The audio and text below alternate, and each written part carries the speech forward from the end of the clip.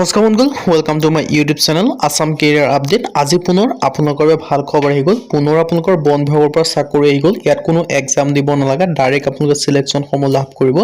Grade 3 আৰু grade 4 লেভেলৰ চাকৰি হয়। বয়সৰ সময়সীমা 18 পৰা 56 বছৰ বয়সৰ পৰ্যন্ত এই ভেকেন্সি কেইটাৰ কাৰণে আবেদনসমূহ কৰিব পাৰিব।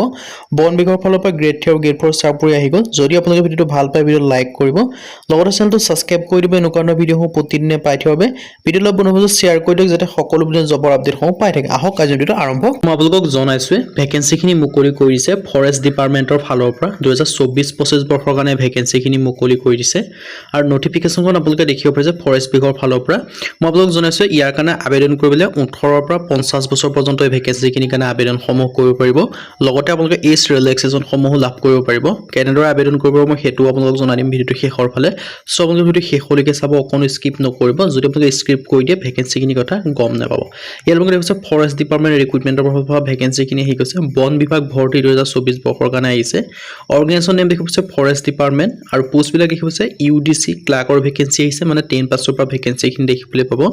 পাব্লিক প্ৰচিডিউৰ ভেকেন্সি আহিছে, তাৰপৰা হেড কনষ্টেবলৰ ভেকেন্সি মুকলি কৰিছে, ড্ৰাইভাৰৰ ভেকেন্সি মুকলি কৰিছে, ইনস্পেক্টৰৰ ভেকেন্সি আহিছে, এছিষ্টেণ্ট ডাইৰেক্টৰৰ ভেকেন্সি আহিছে, মানে গ্ৰেড 3 আৰু গ্ৰেড 4 লেভেলৰ দুই ধৰণৰ আপোনালোকে ভেকেন্সি দেখিবলৈ পাব। ফৰেষ্ট বিভাগৰ ফালৰ পৰা ভেকেন্সিখিনি মুকলি কৰি দিছে। যদি আপোনালোকে ইণ্টাৰেষ্টেড হয় এই ভেকেন্সিখিনিৰ কাৰণে আবেদনসমূহ কৰি ল'ব পাৰে। আপোনালোকৰ এটা বৃহৎ অপৰচুনিটি আহি গৈছে, চ' আপোনালোকে অপৰচুনিটিটো গ্ৰহণ কৰিব পাৰে। টোটেল পোষ্ট ভেৰিয়াছে প্ৰায় আপোনালোকৰ 6-7 হাজাৰমান ভেকেন্সি মুকলি কৰি দিছে। আৰু এপ্লাই মোড আপোনালোকে অনলাইন যোগে কৰিব লাগিব। হু কেন এপ্লাই বুলি ক'লে আপোনালোকে অল অভাৰ ইণ্ডিয়া এটা, মানে ভাৰতবৰ্ষৰ সকলো ষ্টেটৰ সকলো কেন্দ্ৰীয় আবেদনসমূহ কৰিব পাৰিব। এইটো আপোনালোকৰ অসম চৰকাৰৰ বন বিভাগ নহয়, ভাৰত চৰকাৰৰ বন বিভাগৰ আণ্ডাৰত ভেকেন্সিখিনি মুকলি কৰি দিছে।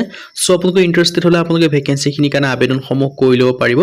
আবেদনসমূহ কৰিবলৈ আপোনালোকৰ কেনেদৰে আবেদনসমূহ কৰিব তাৰ মই ষ্টেপ বাই ষ্টেপ আপোনালোকক দেখাই দিম। আৰু আবেদনৰ লাষ্ট ডেট কিমান মই সেইটো আপোনালোকক জনাই দিম। চ' আপোনালোকে ভিডিঅ'টো শেষলৈকে চাব পাৰে। ফৰেষ্ট ডিপাৰ্টমেণ্টৰ ফালৰ পৰা ভেকেন্সিখিনি মুকলি কৰি দিছে। আৰু দৰমহাটো আপোনালোকক প্ৰায় 29,000 পৰা প্ৰায় 95,000 মান আপোনালোকক দিয়া হ'ব। আপোনালোকৰ এইটো বৃহৎ অপৰচুনিটিয়ে হয় আৰু সেই অপৰচুনিটিটো গ্ৰহণ কৰিব পাৰে। আৰু বন বিভাগৰ ফালৰ পৰা এজ লিমিটটো মই আপোনালোকক জনাইছোঁ। এজটো আপোনালোকক বহুত দিয়া আছে, মানে আপোনালোকৰ যিটো মেক্সিমাম এজটো আপোনালোকৰ বহুখিনি দিয়া আছে। 18 পৰা 56 বছৰ পৰ্যন্ত এই ভেকেন্সিটোৰ কাৰণে আবেদনসমূহ কৰি ল'ব পাৰিব। আৰু ইয়াৰ কাৰণে আপোনালোকে 10 পাছ 12 পাছ গ্ৰেজুৱেশ্যন সকলোৱে আবেদনসমূহ কৰি ল'ব পাৰিব। যদি আপোনালোকে ইণ্টাৰেষ্টেড হয় এই ভেকেন্সিটোৰ কাৰণে আবেদনসমূহ কৰি ল'ব পাৰিব। মিনিমামটো 18 ইয়াৰ্ছ মই কৈছোঁৱে, মেক্সিমাম 56 ইয়াৰ্ছ পৰ্যন্ত এই ভেকেন্সিটোৰ কাৰণে আবেদনসমূহ কৰি ল'ব পাৰিব। যদি ইণ্টাৰেষ্টেড হয় আপোনালোকে আবেদনসমূহ কৰি ল'ব পাৰিব। আৰু এজ পাৰ যিটো ৰুল আছে সেই ৰুলৰ মতে আপোনালোকক দিয়া হ'ব যিটো এজ ৰিলেক্সেশ্যন। যেনেদৰে আপোনালোকৰ SC SC কাৰণে 5 বছৰকৈ, OBC কাৰণে 3 বছৰকৈ, PWD কাৰণে আপোনালোকে 10 বছৰকৈ এজ ৰিলেক্সেশ্যনসমূহ লাভ কৰিব। যদি ইণ্টাৰেষ্টেড হয় আপোনালোকে আবেদনসমূহ কৰি ল'ব পাৰে এই ভেকেন্সিখিনিৰ কাৰণে। আৰু আপোনালোকৰ এইটো এটা বৃহৎ অপৰচুনিটিটো, সেই অপৰচুনিটিটো আপোনালোকে গ্ৰহণ কৰিব পাৰে যদি আপোনালোকে বন বিভাগত চাকৰি কৰিব বিচাৰে। চ' ইণ্টাৰেষ্টেড হ'লে আপোনালোকে আবেদনসমূহ কৰি ল'ব পাৰিব। বন বিভাগৰ ফালৰ পৰা ভেকেন্সিখিনি মুকলি কৰি দিছে। আৰু মিনিমাম এজটো 18 মই কৈছে, মেক্সিমাম আপোনালোকে 56 ইয়াৰ্ছ পৰ্যন্ত এই ভেকেন্সিখিনিৰ কাৰণে আবেদনসমূহ কৰি ল'ব পাৰে। আৰু ইম্পৰ্টেণ্ট ডকুমেণ্টছৰ ক্ষেত্ৰত আপোনালোকে কি ডকুমেণ্টছৰ প্ৰয়োজন হ'ব সেইটো আপোনালোকক জনাই দিম। কি ডকুমেণ্টছ হ'লে আপোনালোকে ভেকেন্সিটোৰ কাৰণে আবেদনসমূহ কৰিব পাৰিব মই সেইটো আপোনালোকক জনাই দিয়া হ'ব। চ' আপোনালোকে সেইটো শেষলৈকে চাব পাৰে, অকণো স্কিপ নকৰিব। আৰু 10 পাছ 12 পাছ গ্ৰেজুৱেশ্যন সকলোৱে ভেকেন্সিটোৰ কাৰণে আবেদনসমূহ কৰি ল'ব পাৰিব। আৰু ইম্পৰ্টেণ্ট ডকুমেণ্টছ কি লাগিব মই সেইটোও জনাই দিম। চ' আপোনালোকে যদি শেষলৈকে চাব পাৰে তেতিয়া আপোনালোকে কি ডকুমেণ্টছ লাগিব সেইটো আপোনালোক জনাই দিব পৰা হ'ব। আৰু 10 পাছ যেনেদৰে আপোনালোকে 10 পাছৰ কাৰণে আপোনালোকে বহুখিনি ভেকেন্সি আছে। গ্ৰেড 4 লেভেলৰ ভেকেন্সি আছে, যেনেকৈ ড্ৰাইভাৰ সহায়ক এনেকুৱা ধৰণৰ ভেকেন্সিটো পাব। 12 পাছৰ কাৰণে এছিষ্টেণ্টৰ ভেকেন্সি দেখিবলৈ পাব। গ্ৰেজুৱেশ্যনৰ কাৰণে আপোনালোকৰ যদি জুনিয়ৰ এছিষ্টেণ্ট হয় সেইটো আপোনালোকে ভেকেন্সি দেখিবলৈ পাব। আৰু চিলেকশ্যন প্ৰচিডিউৰটো কৈছোঁ, ইয়াত কোনো এক্সাম নহয়, ডকুমেণ্টছ ভেৰিফিকেশ্যন হ'ব। ডাইৰেক্ট আপোনালোকে চিলেকশ্যনসমূহ লাভ কৰিব।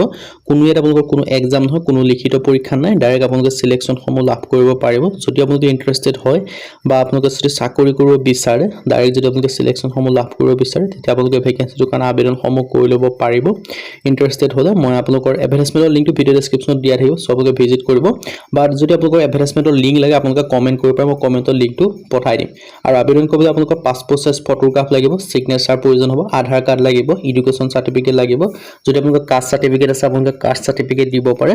আৰু এজ প্ৰুফৰ কাৰণে আপোনালোকৰ আপোনালোকৰ S4 চাৰ্টিফিকেট দিলে আপোনালোকে আবেদনসমূহ কৰি ল'ব পাৰিব যদি আপোনালোকে ইন্টাৰেষ্টেড হয় এই ভেকেন্সিখিনিৰ কাৰণে আবেদনসমূহ যদি কৰিব বিচাৰে আপোনালোকে আবেদনসমূহ কৰিব পাৰিব এইখিনি ভেকেন্সি যদি আপোনালোকে ইন্টাৰেষ্টেড হয় আৰু এডুকেশ্যন সাৰ্টিফিকেটৰ ক্ষেত্ৰত আপোনালোকৰ যেটো হাইয়েষ্ট এডুকেশ্যন সাৰ্টিফিকেট হয় যেনে আপোনালোকে যে 10 পাছ কৰিছে 10 পাছৰ সাৰ্টিফিকেট লাগিব যদি আপোনালোকে 12 পাছ কৰিছে যে আপোনালোকে 12 পাছৰ সাৰ্টিফিকেট লাগিব সো আপোনালোকে এইখিনি সাৰ্টিফিকেট হলে আপোনালোকে আবেদনসমূহ কৰিব পাৰিব 10 পাছ 12 পাছ আপোনালোকক কৈছো 10 পাছলৈ আবেদন কৰিব 12 পাছলৈ আবেদনসমূহ কৰি ল'ব পাৰিব আৰু আবেদন কৰিবলৈ যেটো আপোনালোকৰ ফৰেষ্ট ডিপাৰ্টমেন্টৰ গভৰ্ণমেন্টৰ ইণ্ডিয়া গভৰ্ণমেন্টৰ হ'ব লাগিব ইণ্ডিয়া গভৰ্ণমেন্টৰ যেটো অফিচিয়েল ৱেবছাইট তাত গৈ আপোনালোকে আবেদনসমূহ কৰি ল'ব পাৰিব আজি ভিডিও যদি ভিডিও ভাল লাগে লাইক কৰিব লগতে চেনেলটো সাবস্ক্ৰাইব কৰি দিব এনেকুৱা ভিডিও প্ৰতিদিনে পাই থাকিব আজিলৈ মই ভিডিওত লগ পাম